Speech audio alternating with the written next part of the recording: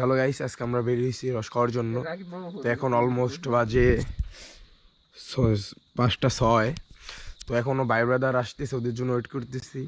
তো আমাদের কোনো গন্তব্য নাই যে কোথায় যাব রস খাওয়ার জন্য, কিন্তু বের হয়ে গেছি 5টা বাজে। প্রথমে যে ভয়েসটা তোমরা শুনতেছো সেটা আমার বন্ধু দিয়েছিল, আর আমরা 5টা 6-এর আগে বার হয়েছিলাম, মিনিমাম আধা ঘন্টা আগে বার হয়েছিলাম, কিন্তু ওদের জন্য ওয়েট করতে করতে 5টা 6 বাজে গেছিল। যদিও 5টা 6 ওরা আসে নাই, তারও অনেকক্ষণ পরে ওরা ছিল। যাই হোক, আমাদের ওখান থেকে বাড়িতে আরো 10 মিনিট লাগছিল, আর 10 মিনিট পর আমরা বাইরে অনেক জায়গায় গেলাম রসের খোঁজে, কিন্তু কোনো জায়গায় রস নাই। কারণ যে পরিমাণে লোক হইতেছে তার ভিতরে রস পাওয়া খুবই কষ্টসাধ্য।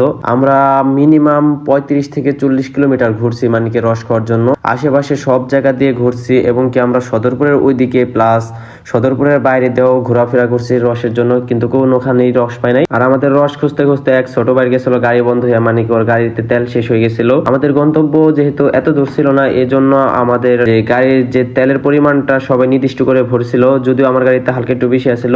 আমরা গাড়ি গিয়েছিলাম মোট 3টা, এর ভিতরে আমি আর আমার বন্ধুর হচ্ছে 2টা গাড়ি, আর এক ছোট ভাইয়ের একটা গাড়ি। ওর গাড়িতে তেল আসছিল একটু কম, এজন্য ওর গাড়িটা মাঝ রাস্তায় এসে বন্ধ হয়ে গেছে। এরপর আমরা পাম্পে এসে তারপরে তেল ঠেল নিয়ে আবার গেলাম ওর গাড়ির ওইদিকে। তো ওর গাড়ির ওই জায়গায় যায় তেলটা ভরে আবার আমরা রসের খোঁজে গেলাম।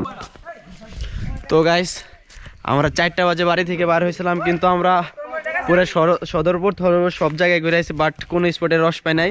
তারপরে সব স্পট ঘুরে আসছি আমরা নিজের এলাকা থেকে গেছিলাম আমরা সদরপুরের ওইদিকে।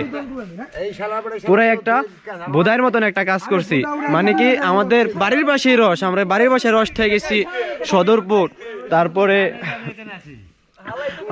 কৃষ্ণপুরের ওই দিক। তো তোমরা বুঝতে পারছো কি রকম ভোটদায়ের মতন একটা কাজ করছি আমরা। তো শেষমেশ আমরা নিজেদের এলাকায় আইছি, আর এখানে রস পাইছি, অন্য কোনো এলাকায় রস পাই নাই।